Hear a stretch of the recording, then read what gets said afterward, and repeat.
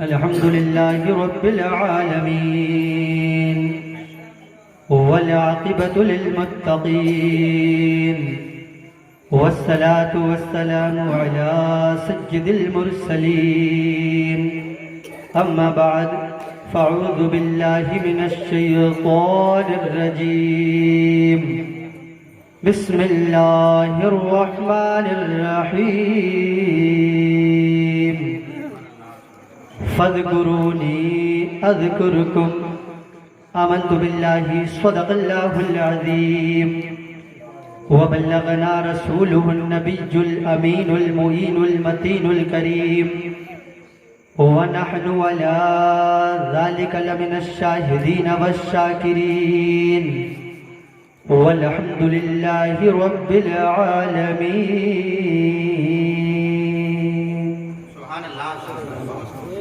آئیے ہم اور آپ تمامی حضرات انتہائی خلوص اور محبت کے ساتھ ایک مرتبہ گنبد خضرا میں آرام فرمانے والے آقا، بے سہاراؤں کے سہارا، بے مددگاروں کے مددگار، یتیموں کو کاندھے پہ بٹھا کر عیدگاہ کے میدان میں نماز پڑھوانے والے آقا، امام حسن اور امام حسین کے نانا حضور تاجدار مدینہ صلی اللہ علیہ وسلم کی بارگاہ ناز میں ایک مرتبہ ہم اور آپ تمامی حضرات جھوم جھوم کر درود پاک کا ہدیہ پیش کر لے. پڑھیں با آواز بلند اللہم صلی علی سیدنا شفیعنا و حبیبنا و مولانا محمد وعلا آل محمد. بارک صلاۃ و سلام علیکہ یا رسول اللہ، صلاۃ و سلام علیکہ یا حبیب اللہ صلی اللہ علیہ وسلم. حضرات، آج آپ کی اور ہماری یہ سب کی جو ذکر حسین کی محفل میں حاضری ہے، سب سے پہلے رب کعبہ کی بارگاہ میں دعا ہے مولا پاک پروردگار ہم سب کے سننے سنانے کو اپنی بارگاہ میں قبول فرمائے. ہمارا رات میں اپنے یہاں سے چل کر یہاں آنا، آپ کا اپنے مکانوں کو، اپنے بستروں کو چھوڑ کر یہاں آنا، ہم سب کی ایک ہی نیت ہے. ہم سب کی نیت ہے کہ ہم امام حسین رضی اللہ تعالیٰ عنہ کی محفل میں جا کر ان کے ذکر کو سن کر اپنے قلب کو منور و مجلہ فرمائیں اور اپنے نامہ اعمال میں نیکیوں کا اضافہ کر لیں. یہی تو نیت ہے آپ کی. یہ نیت ہے کہ چلو بھئی نادر بھائی کو اپنا چہرہ دکھائی آئیں گے، کبھی ایسا ہوگا کہ ہمارے گھر پہ پروگرام ہوگا تو وہ بھی ہمارے یہاں آئیں گے. یہ تو نہیں ہے نا کہ چلو مجلس میں چلتے ہیں، وہاں پر تبرک ملے گا، تبرک کے بہانے سے چل کر کے وہاں پر بیٹھ جائیں گے. یہ نیت تھوڑی ہے ہماری. ہماری نیت یہ ہے کہ ہم ذکر حسین کی محفل میں چل کر کے بیٹھیں، اس محفل میں جس محفل میں خالی انسان ہی نہیں بلکہ اللہ تبارک و تعالیٰ کے فرشتے بھی آیا کرتے ہیں. کیونکہ انسان کی جیسی نیت ہوتی ہے ویسے ہی اس کے ساتھ ساتھ اسے نیکیاں ملا کرتی ہیں. کیونکہ میرے آقا حضور صلی اللہ علیہ وسلم کی حدیث پاک ہے، میرے آقا نے ارشاد فرمایا انما الاعمال بالنیات، یعنی اعمال کا دار و مدار انسان کی نیت پر ہے.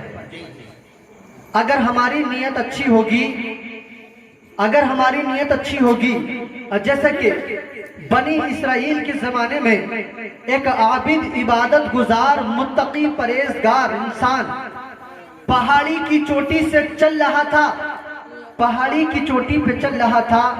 بنی اسرائیل کا زمانہ، اور اس وقت بنی اسرائیل کی قوم پر جو ہے ایک قحط پڑ گیا تھا، یعنی بھوک مری پڑ گئی تھی، ان پر کھانے کا کوئی سامان نہیں تھا. اب اس عبادت گزار نے جب پہاڑی کی چوٹی سے ان کو اس حال میں دیکھا تو رب کی بارگاہ میں عرض کرنے لگا مولا میں جس پہاڑ پہ چل رہا ہوں اگر یہ پہاڑ آٹے کا ہوتا تو میں سارے کا سارا اس قوم کو تقسیم کر دیتا. اگر یہ آٹے کا پہاڑ ہوتا تو میں سارے کا سارا ان لوگوں میں بانٹ دیتا جن کا یہ حال ہے کہ کھانے کا کوئی سامان نہیں. ابھی اس نے دل میں نیت کی تھی، غیب سے آواز آ گئی اے میرے بندے تو نے نیت کی ہے، تو نے ارادہ بنایا ہے، حالانکہ یہ پہاڑ آٹے کا نہیں ہے मगर जा हमने तेरी नीयत की बदौलत इस पहाड़ के बराबर आटा गरीबों में तकसीम करने का तुझे सवाब दे दिया। सुभान अल्लाह, बहुत तो ये क्या हुआ? नीयत इंसान ने अच्छी की, अल्लाह तबारक व तआला ने उसकी नीयत के साथ साथ उसके इरादों को पूरा कर दिया। बेशक हम जिक्र हुसैन की महफिल में अच्छी नीयत लेके आए हैं, हम जिक्र हुसैन की महफिल में अच्छी नीयत लेके आए हैं कि हम नादिर अली साहब को दिखाने के लिए नहीं, हम सतारन वालों को दिखाने के लिए नहीं, बल्कि अपने आका हुसैन को मनाने के लिए उनकी महफिल में जा रहे हैं। बेशक आका हुसैन को मनाने के लिए उनकी महफिल में जा रहे हैं। और हज़रात मोहतरम, कुरान मजीद की मैंने जो आयत पढ़ी उसमें अल्लाह तबारक व तआला इरशाद फरमाता है, फज़कुरूनी अज़कुरुकुम, कि तुम मेरा जिक्र करो मैं तुम्हारा जिक्र करूं। कौन कह रहा है ये? कौन कह रहा है ये? परवरदिगार जी अपने बंदों से कह रहा है कि तुम मेरा जिक्र करो, अगर तुम मेरा जिक्र करोगे तो मैं तुम्हारा जिक्र करूंगा। परवरदिगार ने कहा, आप कहेंगे मौलाना अगर हम जिक्र हुसैन की महफिल में चल कर के आए, अगर हम जिक्र हुसैन की महफिल में जाकर के बैठे तो जरा ये तो बताइए ऐसी महफिलों में बैठने से क्या फायदा होगा, ऐसी महफिलों में जाने से फायदा क्या होगा, जरा हमें ये तो बताइए। अगर हम नादिर अली साहब ने जिक्र हुसैन की महफिल को सजाया है, हम अपने मकानों को छोड़कर, हम अपनी नींदों को छोड़कर अगर हम जिक्र हुसैन की महफिल में जाकर के बैठेंगे तो हमें मिलेगा। नारे तकबीर, नारे रिसालत, उलमाए अहले सुन्नत, उलमाए अहले सुन्नत, नारे तकबीर, नारे रिसालत।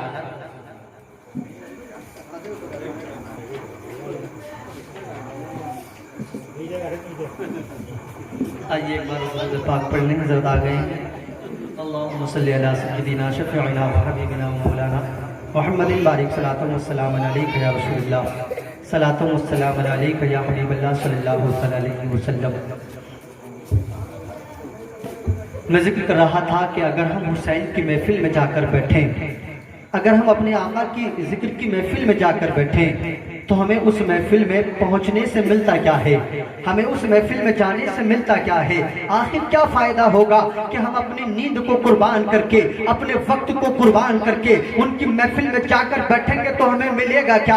हजरात मोहतरम, आइए मैं आपको बताता चलूं, अगर हम हुसैन की मजलिस में जाकर के बैठेंगे, अगर हम हुसैन के नाना की महफिल में जाकर के बैठेंगे तो हमें मिलेगा क्या? हजरात मोहतरम, मेरे नबी के सहाबी इरशाद फरमाते हैं कि जब नबी के जिक्र की महफिल सजाई जाती है, जहां जिक्र हुसैन की महफिल को सजाया जाता है, तो आसमान पर रहने वाले यानी उस महफिल को, उस घर को, उस महफिल को इस तरीके से देखा करते हैं जैसे जमीन पर रहने वाले आसमान के सितारों को देखा करते हैं,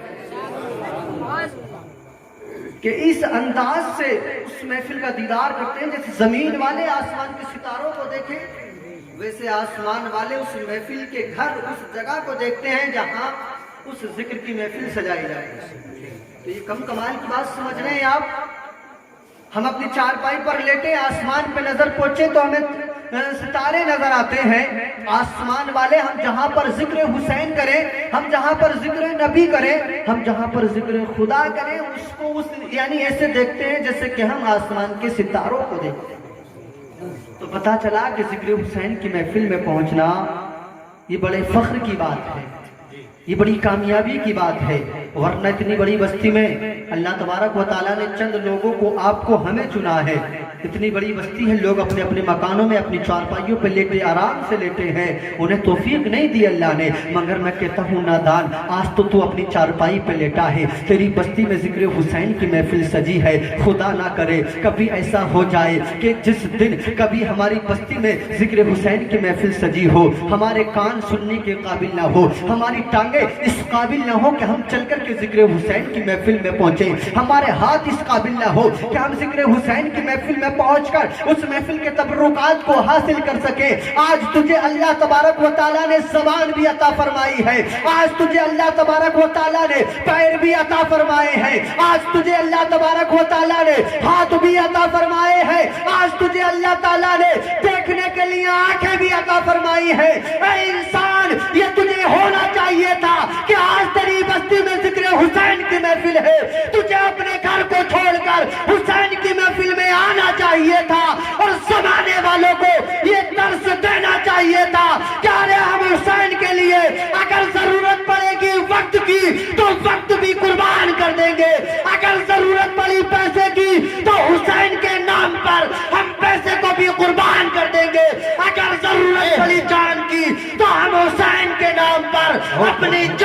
بھی قربان کر دیں۔ سبحان اللہ سبحان اللہ، نعرہ تکبیر، ہاتھوں کو اٹھا کر بولیں نعرہ تکبیر، نعرہ تکبیر، نعرہ رسالت، علماء اہل سنت مولانا افتخار صاحب قبلہ عبادی، نعرہ تکبیر، نعرہ رسالت، سبحان اللہ سبحان اللہ، کیا بات ہے حضرت، زندہ باد۔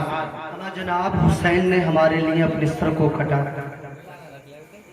حسین نے ہمارے لیے اپنے خاندان کو کربلا کے میدان میں لٹا، تو کیا ہم حسین کے نام پر اپنے تھوڑے وقت کو بھی قربان نہیں کر سکتے؟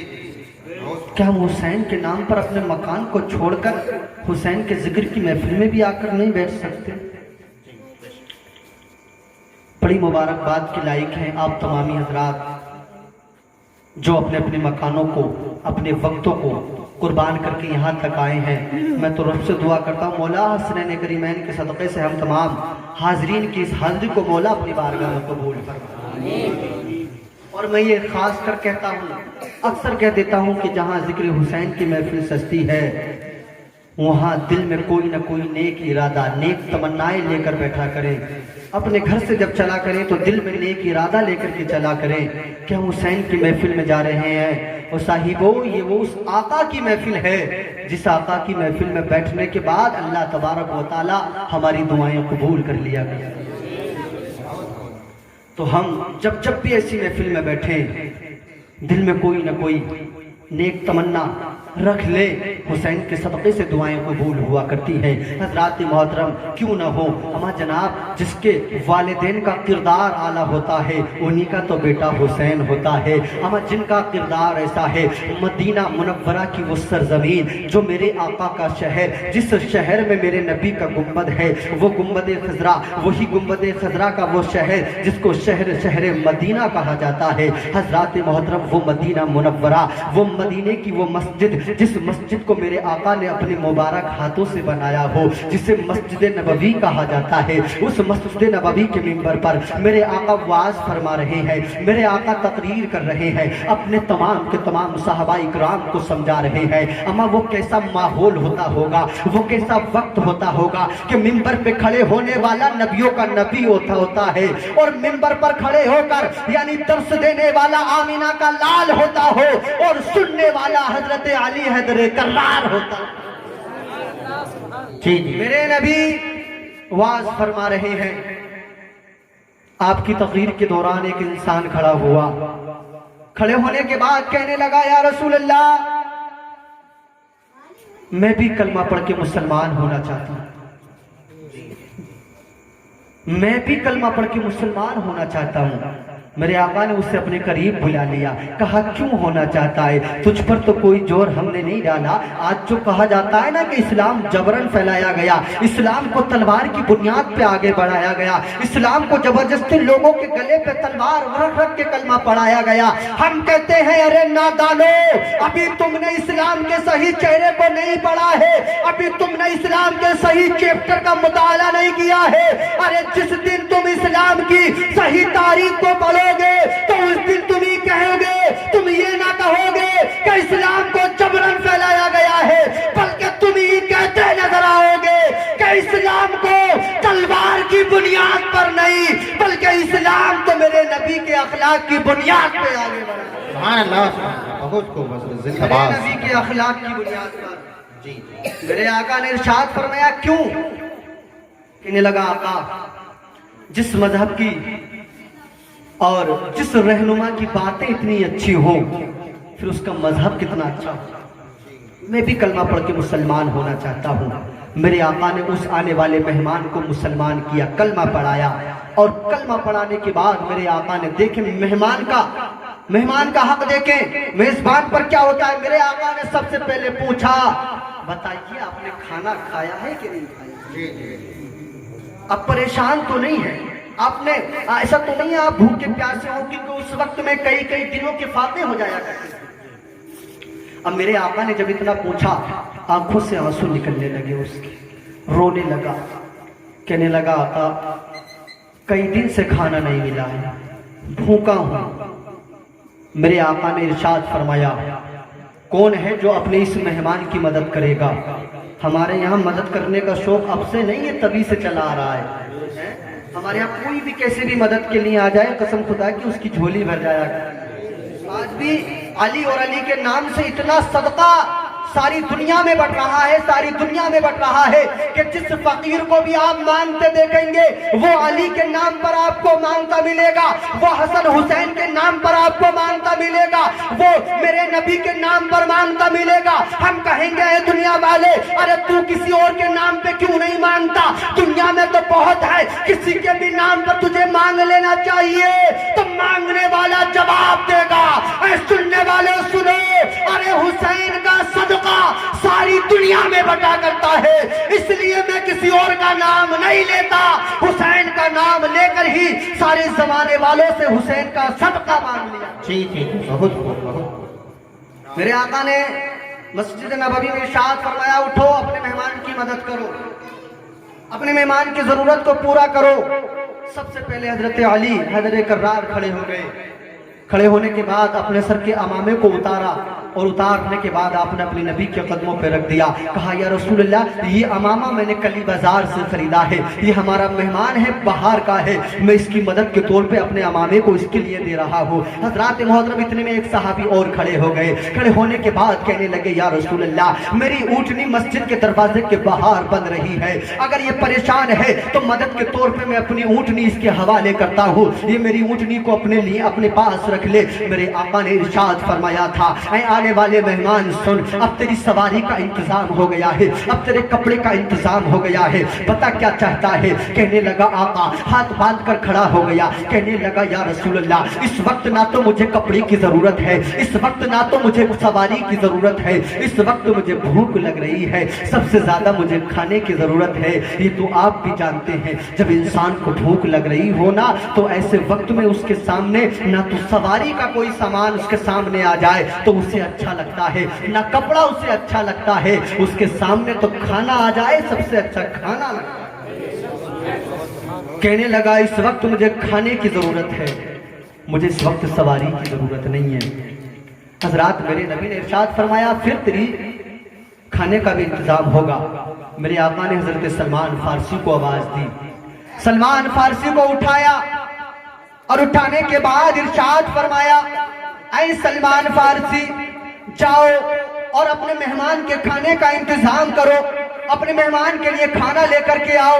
سلمان فارسی عرض کرنے لگے یا رسول اللہ ذرا یہ تو بتا دیجئے گا کھانے کا انتظام کہاں سے کروں، کھانا کہاں سے لے کے آؤں، ذرا یہ تو بتا دیجئے گا۔ حضرات محترم سلمان فارسی سے جب اتنا کہا گیا کہ کھانا کہاں سے لے کے آؤں، حضرات میرے آقا کا دیکھیں جواب دیکھیں، میرے آقا کا جواب دیکھیں۔ میرے آقا نے ارشاد فرمایا اے سلمان مسجد کے باہر نکلو، جس کا دروازہ کھلا مل جائے اسی سے کہہ دینا کھانے کا انتظام ہو جائے۔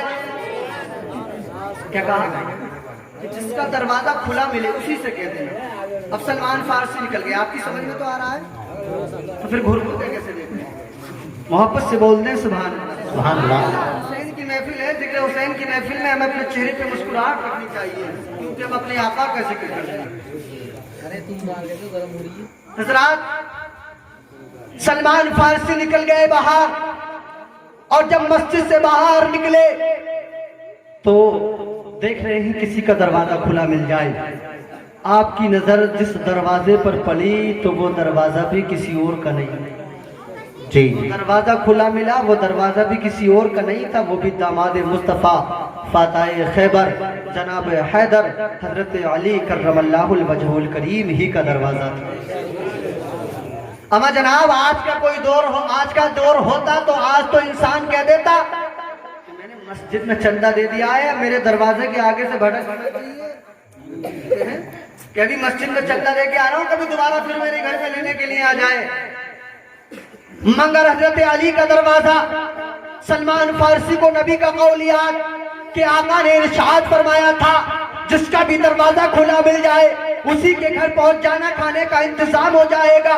سلمان فارسی پہنچ گئے حضرت علی کے گھر، آپ نے دروازے کو کھٹکھٹایا، دروازے پہ جانے کے بعد حضرت فاطمہ الزہرا سے کہنے لگے کہ آپ نے آواز دی، اندر سے آواز آئی کون؟ کہنے لگے میں آپ کے بابا کا نوکر سلمان فارسی ہوں، ایک مہمان آیا ہے، اس کے کھانے کا انتظام کرنا ہے، آپ کے گھر کھانے کے لیے آیا ہوں، آپ ایک انسان کا کھانا دے دے۔ حضرات محترم فاطمہ الزہرا اپنے مکان کے اندر جاتی ہیں اور اندر سے جانے کے بعد میں آپ نے ایک کمبل کو لے لیا، آپ نے ایک چادر کو لے لیا اور چادر کو لانے کے بعد سلمان فارسی کے حوالے کر دی اور سلمان فارسی سے کہا لو یہ چادر لو۔ حضرات سلمان فارسی کہنے لگے اے فاطمہ الزہرا میں چادر لینے نہیں بلکہ میں کھانا لینے آیا ہوں، جی جی جی بہت خوب بہت کپڑا لینے نہیں، میں تو کھانا لینے کے لیے آیا جی ہوں۔ تو آپ نے ارشاد فرمایا ہے سلمان آج میرے گھر خود فاقہ، کیا کہا؟ آج میرے گھر خود فاقہ ہے، میں کھانا کیسے دوں، مگر ہاں میرے گھر یہ چادر ہے جس چادر کو حسن اور حسین کو میں دونوں کو اس میں لٹا کر سلایا کرتی ہوں، یہ چادر لے جا۔ اور ایک فلاں بستی میں یہودی ہے جو پرانے کپڑوں کو گرمی بھی رکھتا ہے اور اس کی بدلے میں قیمت بھی دیتا ہے، جب تم اس کے پاس اس چادر کو لے کر کے چلا جا، چاہے تو وہاں گرمی رکھ دینا، چاہے تو اسے وہاں پر بیچ کر پیسہ لے کر کسی دکان سے کھانا خرید کر میرے بابا کی بارگاہ میں کھانے کو پیش کر دینا۔ سلمان فارسی کہنے لگے اے فاطمہ الزہرا میرے نبی نے تو مجھے اجازت دی ہے کہ جس کا دروازہ کھلا ملے اس کے گھر پہنچ جانا، اگر آپ کے مکان میں کھانا نہیں ہے تو کیا ہوا، چلو میں کسی اور اگلے مکان پہ سوال کر لوں گا، آپ اپنے کپڑے کو نہ بیچیں، میرے یہ ہمت کہاں سے ہو سکتی ہے کہ میں آپ کے مکان کے کپڑے کو بیچوں۔ حضرات فاطمہ الزہرا کہنے لگی اے سلمان یہ میرا حکم ہے تمہیں اور تمہیں میرا حکم ماننا پڑے گا، جاؤ اس کپڑے کو بیچ کر کے کھانا لے کے جاؤ، ورنہ کل قیامت کے میدان میں اعلان کیا جائے گا کہ جب ایک مہمان کو نبی کے دروازے پہ کھانے کی ضرورت تھی اور جب سلمان فارسی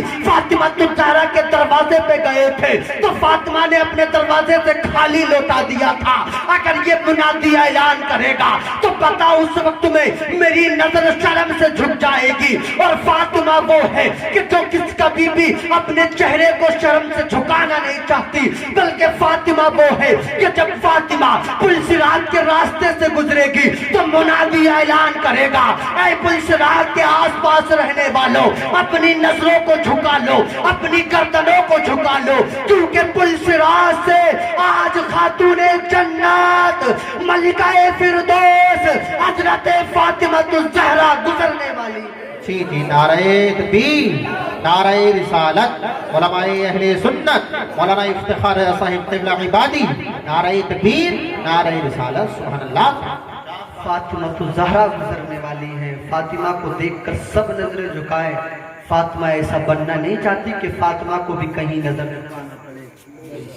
جاؤ اس کپڑے کو جاؤ اسے دے دینا جس طریقے سے وہ چاہے۔ اب سلمان فارسی ادھر بابا کا فرمان ادھر فاطمہ کا حکم، آپ نے اس کپڑے کو لیا، پہنچ گئے یہودی کے دروازے پر، پہنچ گئے یہودی کے مکان پر، آپ نے وہ کمبل جو تھا یہودی کے ہاتھ میں دے دیا اور کہا لے اسے بیچنے میں تیرے پاس آیا ہو، تو گرمی بھی رکھتا ہے خریدتا بھی ہے، جس طریقے سے تو چاہے اس طریقے سے اسے اپنے پاس رکھ لے، مجھے پیسے دے دے۔ حضرات محترم وہ تو یہودی تھا، اس کا تو کاروبار تھا، اس نے کمبل وہ لے لیا اور لینے کے بعد اس کے بدلے میں وہ پیسے دینے کے لیے چل رہا تھا، اور جیسے ہی اس نے کمبل کی تہ کو کھولا اور جیسے ہی اس نے کپڑے کی تہ کو کھولا تو مچل گیا، کہنے لگا اے سلمان اگر کمبل تمہیں بیچنا ہی تھا تو پھر تمہیں اس میں عطر لگانے کی ضرورت کیا؟ جی جی سمجھ رہے ہیں آپ؟ جی کہہ رہے ہیں سلمان اگر کمبل تمہیں بیچنا تھا، کپڑا تمہیں بیچنا تھا تو پھر تمہیں خوشبو لگانے کی ضرورت کیا تھی؟ بغیر خوشبو کے لے آتے میں تو خرید لیتا۔ حضرات سلمان فارسی کہنے لگے نہیں، میں اس کپڑے پر کوئی خوشبو لگا کر نہیں لایا ہوں، میں اس کپڑے پر کوئی عطر لگا کر نہیں لایا ہوں۔ حضرات وہ یہودی کہنے لگا اے سلمان فارسی ارے خوشبو تو میں بھی بہت لگاتا ہوں، مگر میں نے آج تک ایسی خوشبو کسی عطر میں نہیں دیکھی جو تمہارے کمبل میں آ رہی ہے، آخر بیچنے آئے تھے تو خوشبو لگانے کا مطلب کیا ہے؟ تو सलमान फारसी का जवाब सुनो। हुसैन की अंजुमन में आने वालों, हुसैन की बारगाह, हुसैन की मजलिस में आने वालों, सलमान फारसी ने कहा था, ऐ यहूदी, इस कंबल को मैंने खुशबू तो नहीं लगाया है, मगर अलबत्ता इस कंबल से अहले बैत का पसीना जरूर लग गया है, इस कंबल पर फातिमा तो ज़हरा का पसीना जरूर लग गया है, इस कंबल पर हजरत इमाम हसन और हुसैन का पसीना जरूर। जी जी, बहुत खूब हजरत जिंदाबाद। ये जो खुशबू आ रही है ये इत्र की खुशबू नहीं है, ये अहले बैत के पसीने की खुशबू है। बहुत खूब। ये अहले बैत के पसीने की खुशबू है। मोहब्बत से बोले सुभान अल्लाह। सुभान अल्लाह। आप नहीं बोलेंगे तो फिर कब बोलेंगे? यानी तो मोहब्बत से बोलते रहे सुभान अल्लाह। कहा कि ये अहले बैत के पसीने की खुशबू है। अब यहूदी मचल गया, हैरत में पड़ गया कि ये ऐसा खानदान कि जिनके पसीने से ऐसी खुशबू आए। कहने लगा, फिर सलमान, जब इसमें इतनी खुशबू आ रही है तो फिर तुम्हें इस कपड़े को बेचने की जरूरत क्या पड़ गई? इस कपड़े को बेचने तुम मेरे पास आए क्यों हो? आखिर क्या जरूरत पड़ गई तुम्हें इस कपड़े को बेचने की? तो असल बात आप देखें यहाँ से शुरू हो रही है। अब ये यहूदी है, यहूदी सलमान फारसी कहने लगे कि इस कपड़े को बेचने की हमें जरूरत इसलिए पड़ रही है, आज हमारा एक अजनबी मेहमान मस्जिद में आया है, कलमा पढ़ के वो मुसलमान हुआ, मगर वो भूखा है, उसके लिए खाने का सामान नहीं था। मैं खाना लेने फातिमा के घर गया, नबी की बेटी के घर गया, उनके पास खाना नहीं था। उन्होंने ये कंबल दिया ताकि इसे मैं बेच कर तेरे पास पैसा लेकर दुकान से खाना लेकर मैं वहां पर पेश कर सकूं। हज़रात मोहतरम, यहूदी ने जब इतना सुना था तो उसकी आंखें यानी फटी की फटी रह गई और सलमान फारसी को फरकाई हुई आंखों से देखते का देखता रह गया। सलमान फारसी कहने लगे, अरे दुकानदार, तू मुझे देखता क्यों है? तो वो यहूदी कहने लगा, सलमान, मैंने रात अपनी किताब तौरात को पढ़ रहा था, मैंने जो अपनी किताब में पढ़ा था आज वो सुबह मैंने तुम्हारे जरिए से देख लिया है। सलमान कहने लगे, मतलब क्या है? तो वो यहूदी कहने लगा कि मैंने रात जब अपनी किताब को खोला था तो मैंने उसके एक चैप्टर पर लिखा देखा था कि आखिरी नबी आएगा जिसका नाम मोहम्मद होगा और उनके घर वालों का एक ये किरदार होगा कि वो खुद तो भूखे रहते होंगे मगर किसी को भूखा नहीं रहने देंगे और खुद तो फाके से रह लेंगे, अपने किसी मेहमान को भी भूखा नहीं रहेंगे। बहुत खूब, सुभान अल्लाह, सुभान अल्लाह, क्या बात है हजरत जिंदाबाद। कहने लगा, मैंने जो रात अपनी किताब में पढ़ा था वो मैंने आज सुबह अपनी आंखों से देख भी लिया। सलमान फारसी में बड़ा कम नसीब हुई कि मदीने में रहने के बावजूद, नबी के शहर में रहने के बावजूद मैं नबी का कलमा नहीं पढ़ सका, मैं नबी के पास तक नहीं पहुंच सका। ऐ सलमान फारसी, अगर आज तुम मेरे पास आए हो तो लो ये चादर भी लो, अपने घर का सारा खाना, सारे जेवरात, सारा माल इकट्ठा करके ले आया और लाने के बाद कहने लगा, ये सारा माल, ये सारा खाना जाओ फातिमा तो ज़हरा के कदमों पे डाल देना और कह देना, जी जी, लो तुम्हारे लिए उस यहूदी ने ये माल भेजा है। अभी सलमान फारसी सामने ही है। अब ये यहूदी कह रहा है कि लो इस माल को लो और ले जाकर फातिमा तो ज़हरा के कदमों में डाल देना, मगर ये यहूदी था, कहने लगा, मुझे मालूम है नबी की बेटी फातिमा खुददार है, मुझे मालूम है नबी की बेटी फातिमा मेरे माल को ऐसे कबूल ना करेंगी। जाओ तुम इस माल को लेकर फातिमा के कदमों में डालना और जाने के बाद कहना, ऐ फातिमा, उस दुकानदार ने ये सारा माल तुम्हारे कदमों पे कुर्बान कर दिया है और कलमा पढ़कर अपना दिल तुम्हारे बाबा के नाम पर कुर्बान, माल तुम्हारे कदमों पर और दिल मुस्तफा के नाम पे कुर्बान कर दिया है। हजरात, वो यहूदी था जो हसन और हुसैन के ओढ़ने वाले कंबल को देखकर कलमा पढ़ के मुसलमान।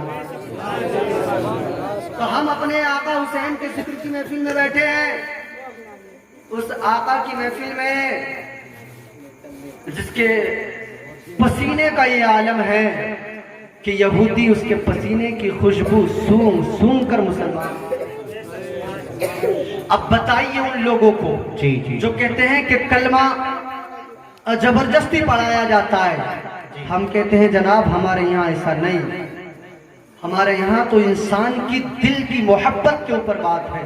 कलमा तो सारे लोगों को याद है, जी हजरत। कौन ऐसा जिससे कलमा याद नहीं? अपनों को भी बेगानों को भी कलमा याद है। खाली कलमा पढ़ने से भी इंसान मुसलमान नहीं होता, जब दिल के साथ पढ़ता है तभी तो मुसलमान है।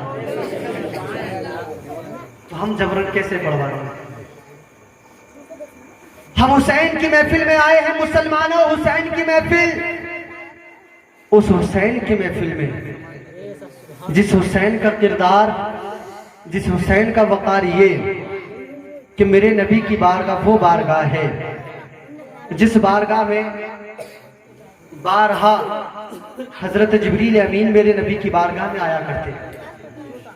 बारहा मेरे नबी की बारगाह में हजरत जिब्रील आए हैं, और जब जब भी हजरत जिब्रील अमीन इंसानी शक्ल इख्तियार करके जमीन पे आया करते तो एक मेरे नबी के सहाबी हैं जिनका नाम है हजरत ताहिया कल्बी। जी मेरे नबी के सहाबी बड़े खूबसूरत सहाबी। वैसे तो मेरे नबी का हर सहाबी खूबसूरत है, हर सहाबी खूबसूरत है, मगर ये बहुत खूबसूरत है। जब जब भी हजरत जिब्रील नबी की बारगाह में इंसानी शक्ल इख्तियार करके आया करते तो हजरत ताहिया कल्बी की शक्ल इख्तियार करके आया करते। और ये जो ताहिया कल्बी मेरे नबी के सहाबी हैं, और ये जब जब भी मेरे नबी की बारगाह में आया करते थे तो हुसैन की अभी उम्र कम थी। जब भी आप नाना की बारगाह में आया करते तो नवासा बाहर से खेलते हुए आते, नाना की गोद में बैठते और ताहिया कल्बी की गोद में जाकर बैठ जाया करते थे। और आप जानते हैं कि जिस इंसान को, और इंसान क्या बल्कि बच्चे से इंसान को मोहब्बत हो ही जाती है, और फिर बच्चा हुसैन जैसा हो तो फिर किसे मोहब्बत ना हो। ताहिया कल्बी जब भी आया करते थे तो आपको पता था कि हुसैन इब्ने अली अपने नाना की गोद में होंगे तो वो जरूर मेरी गोद में आकर के बैठेंगे, और मेरी गोद में आकर के बैठेंगे तो अच्छा ना होगा, मुझे अच्छा ना लगेगा कि मैं नवासाए रसूल मेरी गोद में आकर बैठे और मैं उसे कोई तोहफा पेश करूं।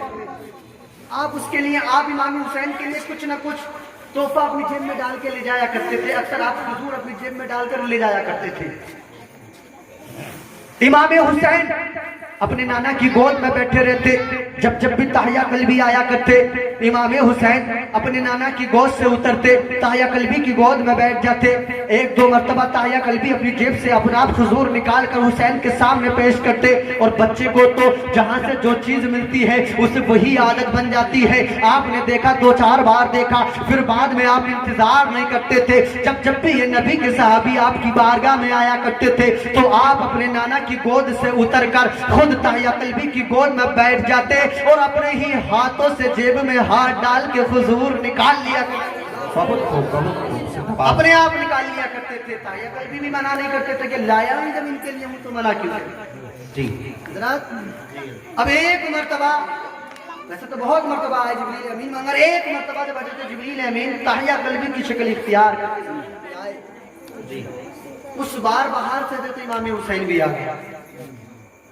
मेरे नबी और हज़रत जिब्रील आमने सामने हैं, शक्ल ताहिया कल्बी की है।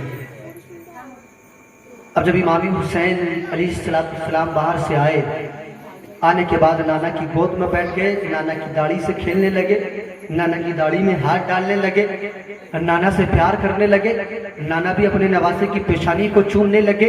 हजरात मोहतरम, जब आपने देखा कि सामने ताहिया कल्बी हैं, इमाम हुसैन नाना की गोद से उतरे और फौरन ताहिया कल्बी की गोद में जाकर सुभान अल्लाह। सामने आज ताहिया कल्बी नहीं, आज तो फरिश्तों का सरदार है।